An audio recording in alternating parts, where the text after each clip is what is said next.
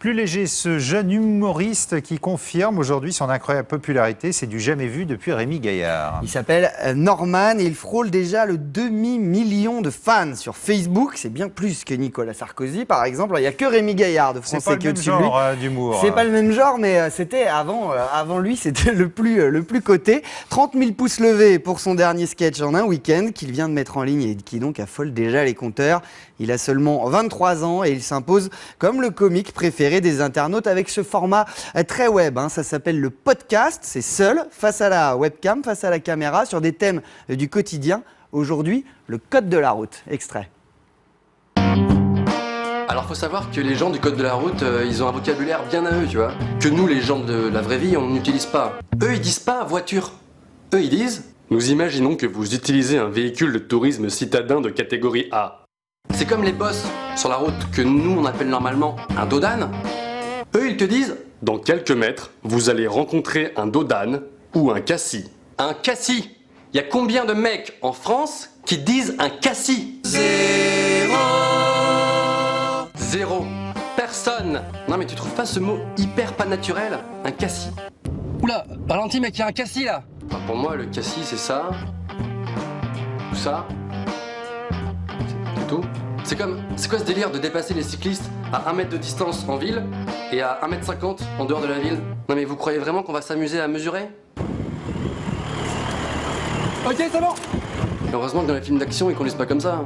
T'imagines le code de la route dans les films d'action? Dans cette situation, j'effectue un rangement de véhicule en forme d'épi. Je fais un geste de courtoisie à l'automobiliste en face avant de paniquer comme un malade mental.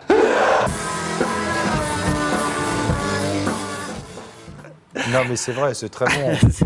Il y a tous ces codes. Le langage administratif... Ça fait toujours bizarre. Alors on apprend dans le dernier Technicart que Norman aurait refusé les propositions de Canal+ pour la rentrée. Il dit qu'il préfère sa liberté de ton à l'exposition télévisuelle. C'est intéressant car avant le web c'était qu'un prétexte pour se faire connaître.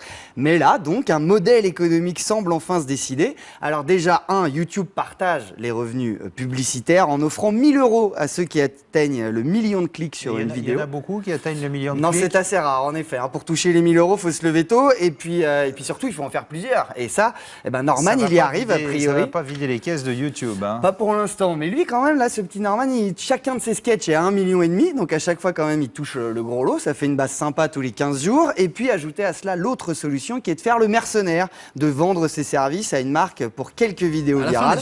Ainsi, en ce moment, vous pouvez le retrouver dans des spots pour un festival de cinéma organisé par Orange. On ne connaît pas le montant exact du contrat, mais vu l'audience montante de cet humoriste, on peut imaginer quand même qu'il a dû toucher un gros chèque. Il semble donc qu'on puisse enfin vivre de ces âneries en ligne. Encore faut-il générer une avalanche de clics à tous les coups et ne surtout pas faiblir, sinon plus d'argent. Donc voilà.